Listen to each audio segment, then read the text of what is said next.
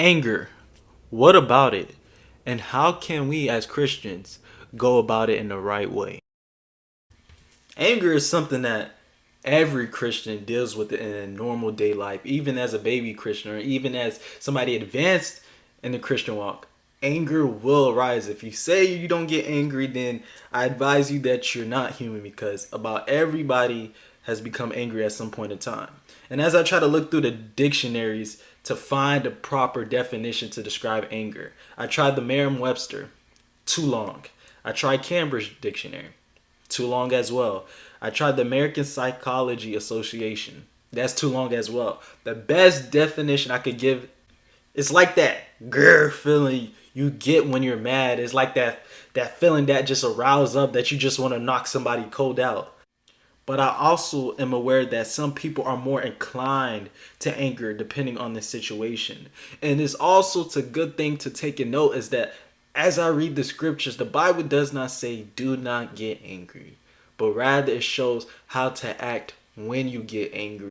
Colossians 3:8. But now you yourselves are to put off all these things anger, wrath, malice, blasphemy, and filthy language out of your mouth. And looking at this verse, I will describe how anger could lead to wrath and ultimately lead to malice because of bitterness in someone's heart towards another person. And we don't notice that when we build up anger in our hearts, destroys our character slowly but surely. Like, just imagine somebody slowly but surely breaking down a building. That's what anger is. It slowly breaks you down until your defenses are gone in a way. Let's begin with the book of Proverbs. The book of Proverbs is probably like the best book to describe how we feel about anger. It says, a soft answer turns away wrath, but a harsh word stirs up anger. When I first saw this verse, I thought it was saying soft voice, like you have to speak in a soft, mellow tone voice. But the more I read it, it's not saying a soft voice, but rather give a soft answer.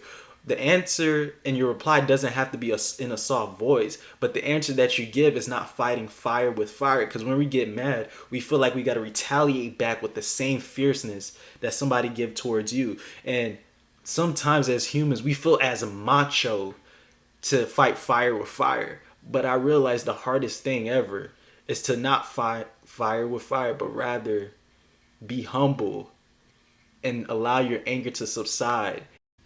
One thing that we could also learn from the book of Proverbs and in scriptures as well is that it kind of gives us a hint or a tip how to somewhat understand anger.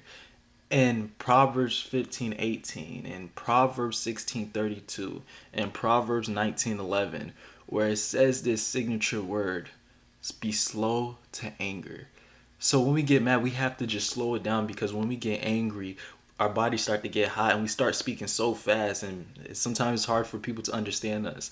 But we just need to slow it down and think things through because when you're mad, we don't think things through. Rather, we're quick and we want to move on our reaction and on our flesh. Let's actually read these verses and see where it says slow to anger.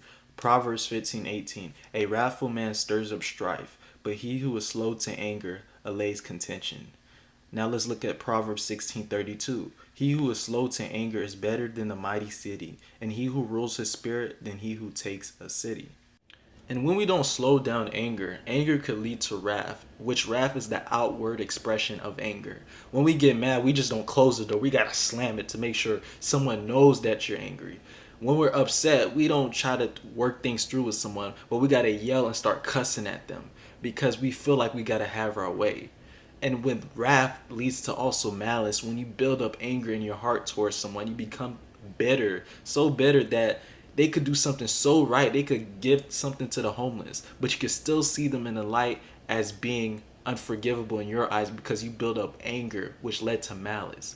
So don't allow anger to build up. And a perfect verse that talks about the building up of anger is Ephesians chapter 4, verse 26, which says, be angry and do not sin. Do not let the sun go down on your anger. I want to make a second video just focusing on ways to conquer anger because sometimes we don't realize that anger is one of those sins when we allow it to build up and build up. It's similar to sexual sin.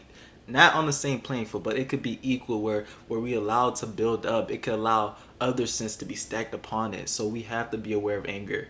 In the next episode, I will spend the most time and effort going over this sin and how we can help conquer it surely but surely, because we can't practice overcoming anger until we get put into a situation where we become angry.